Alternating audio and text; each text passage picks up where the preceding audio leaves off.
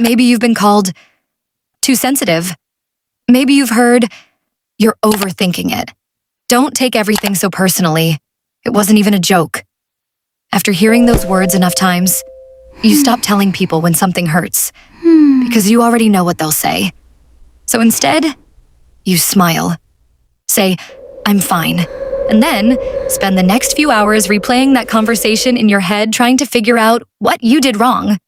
Not because you want to, because your brain won't let it go. If this feels painfully familiar, it might not be just being sensitive. It could be something many people with ADHD experience called Rejection Sensitive Dysphoria, or RSD. Have you ever sent someone a message, watched them read it, and when they didn't reply for a while, your mind instantly started filling in the blanks? They're upset. "I shouldn't have said that. Why did I even text them?" Then they reply an hour later. "Oh, sorry, I was busy."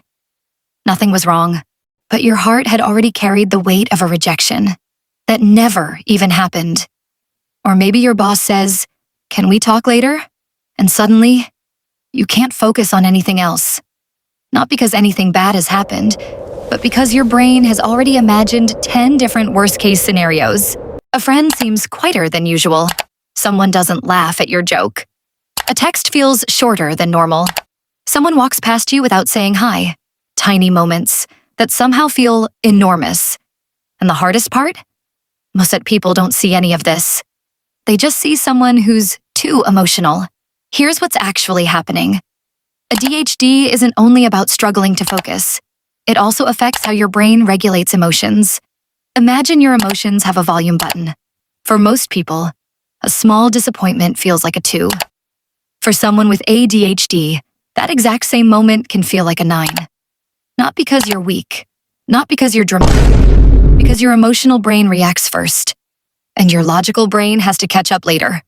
That's why even when you tell yourself, "I'm probably overthinking this," the feeling doesn't magically disappear. Because feelings don't always listen to logic. Over time, you start changing yourself without even realizing it. You apologize, even when you've done nothing wrong. You explain yourself far more than you need to.